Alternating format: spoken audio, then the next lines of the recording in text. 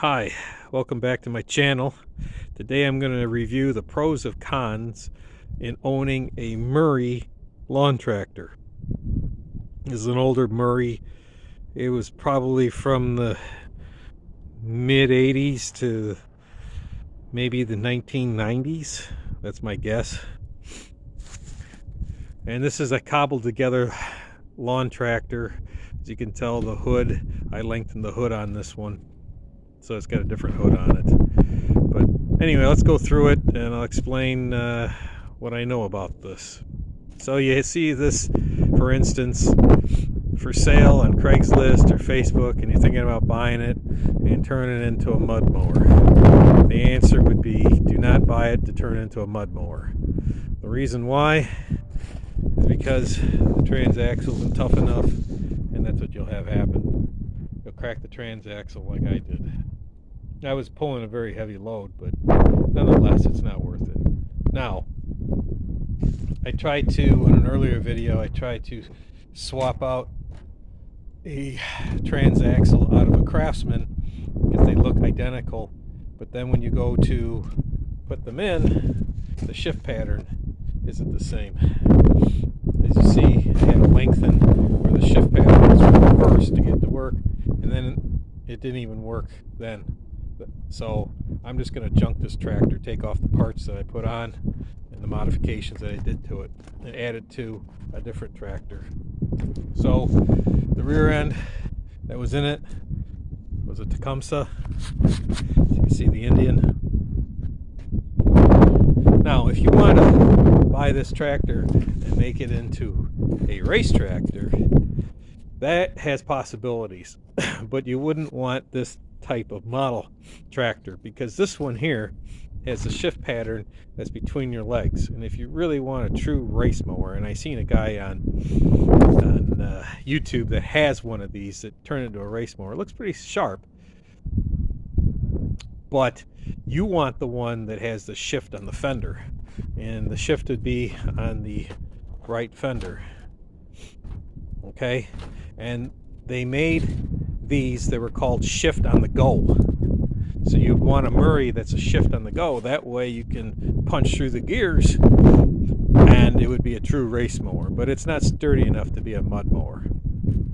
Okay, so now I'm going to go through some of the quirks and about this mower.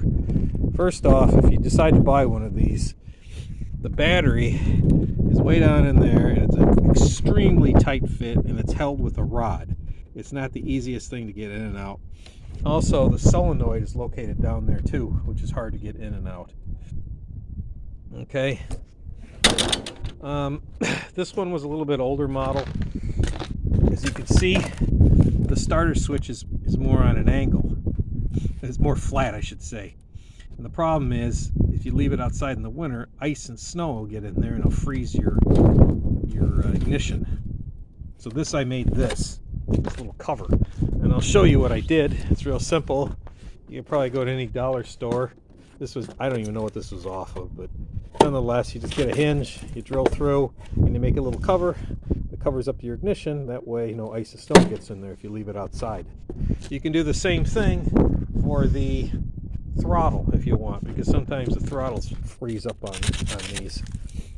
Okay, let's see what else I can tell you. Take the transaxle, throw it on the ground, and I will open the hood. This was a different engine we had put in there. The engine runs really well, but that's the only thing that's good on it now. I'm going to save the engine. As you can see, I modified. I cut out the grill, and I made my own grill face for it. If you're looking to make grill faces, a good thing, find a heating and air conditioning guy. And I got that off an old furnace. I just cut it to shape to fit, painted it black, and as you can tell, it looks pretty cool. This is where the headlights are at. I made a brush guard for the headlights. It came off an old lawn tractor, I don't know, as part of the hood, and I spliced it together. Thought that was kind of neat at the time. Let's see, I put side marker lights on. Okay, for tires, I got this. If you want to look at one of my other videos, I tell you what what company I got the tires from and what place I got the rims from. That's on another video. You can search that. Let's see. Back tires are ATV tires. These lawn tractors are not that heavy. So if you'd really want to use it in the snow, you're going to have to add wheel weights to it. These things are really light. As for the fenders, you probably notice it's shaped a little bit different, and I have Toro on it. Why is that? Because I had an old Toro lawn tractor, probably from the 90s. I don't know. It was, I believe, it was hydrostatic.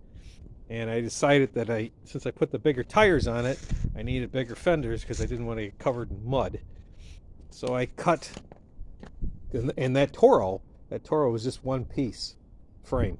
So I cut the fenders out, and then I slid it right over top of the Murray. You can see, I screwed it on there, and this is all Toro. But from here all the way back. And there was the model. That helps. The 1644H XL. Do not buy that trying to make a mud mower out of it. The Toro, that model Toro lawn tractor is complete garbage. If you can find one with a decent engine, buy it for that. Otherwise, it's just junk. Get it for free if you can. Let's see. Flip the seat up. Just modified. This came off a John Deere. Had a little toolbox. I put that on there. I'll keep the seat. I added a hitch.